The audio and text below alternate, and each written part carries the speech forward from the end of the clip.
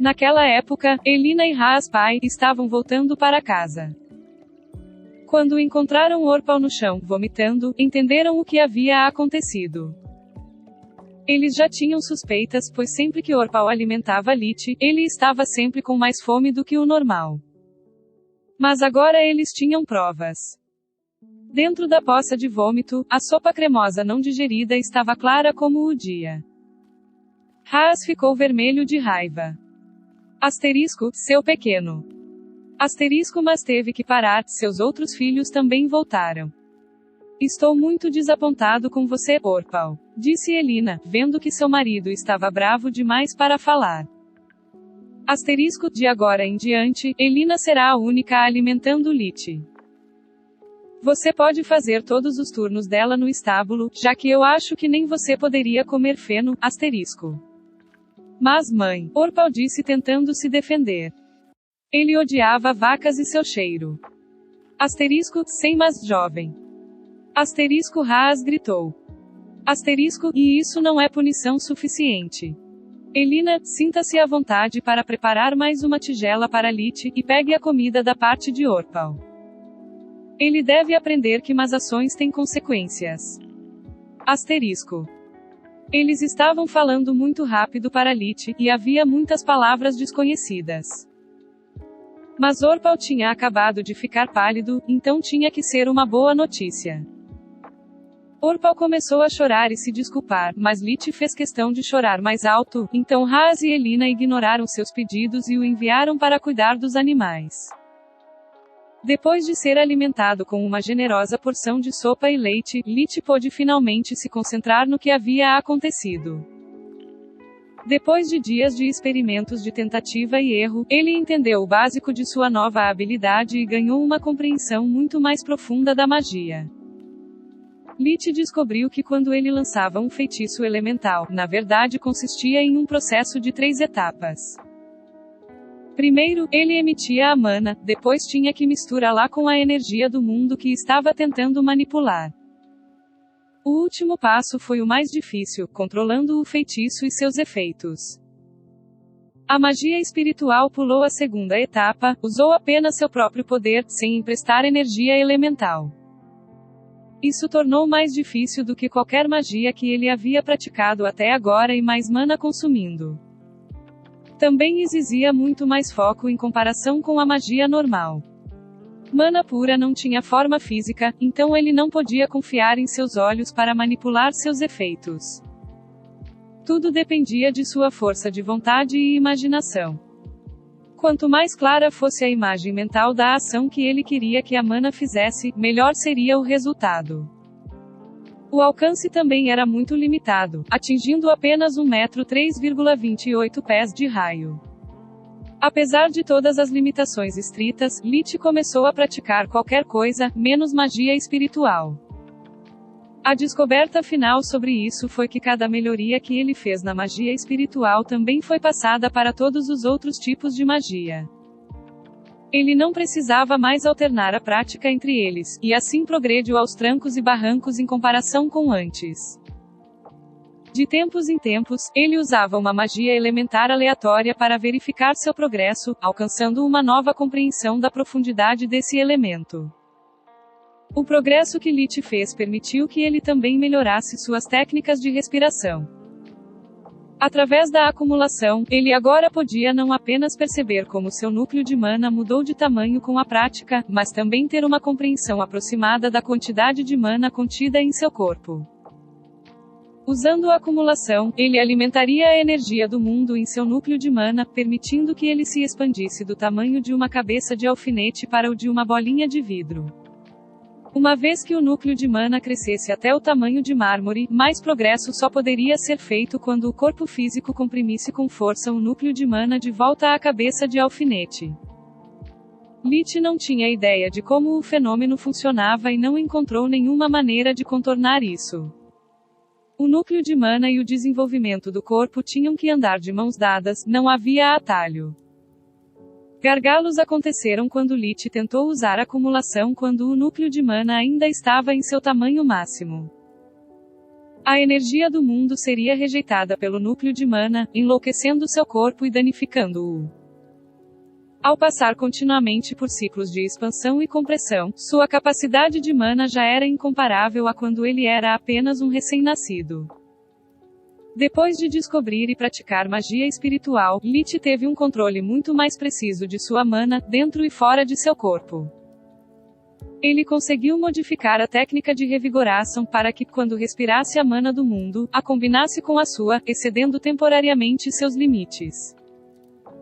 Então ele expandiria a energia resultante, movendo-a do plexo solar para fora, até os pelos do seu corpo estivessem transbordando de mana.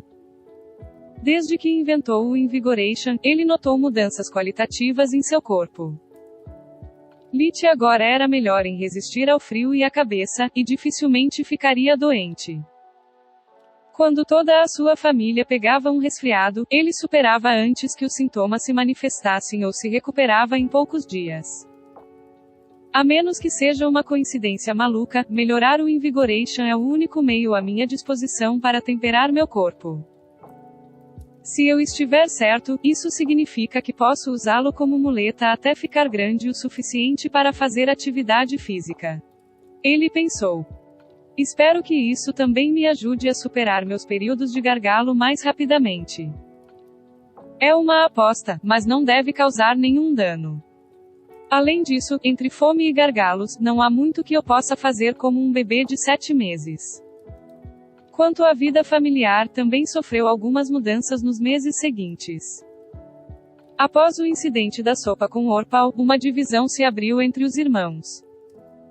Lich era vingativo por natureza, assim como seu irmão.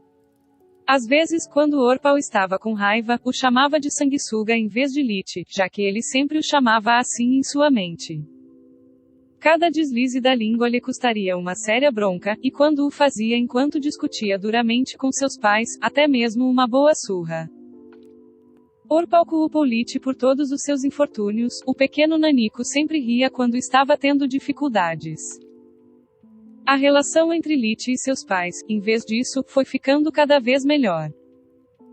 Ele já havia começado a dizer palavras balbuciadas, certificando-se de dizer mama quando Elina o abraçava e dada, sempre que Raa se aproximava dele. Se este mundo é um pouco parecido com a meia-idade da Terra, é melhor ficar no bom livro do meu velho até que eu seja autossuficiente. Este foi o raciocínio de Lich. Ele ainda tinha muito medo de figuras paternas, e os dois não tinham muito relacionamento de qualquer maneira.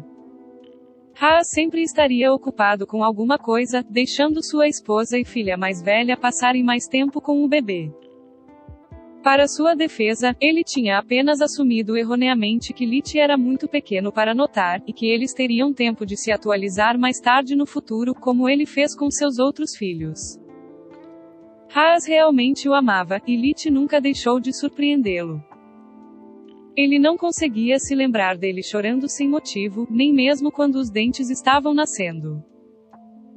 Se alguém esbarrasse em seu berço ou levantasse a voz enquanto Lich estava dormindo, ou pelo menos fingindo, ele não faria nenhum som, apenas olharia ao redor antes de voltar a dormir.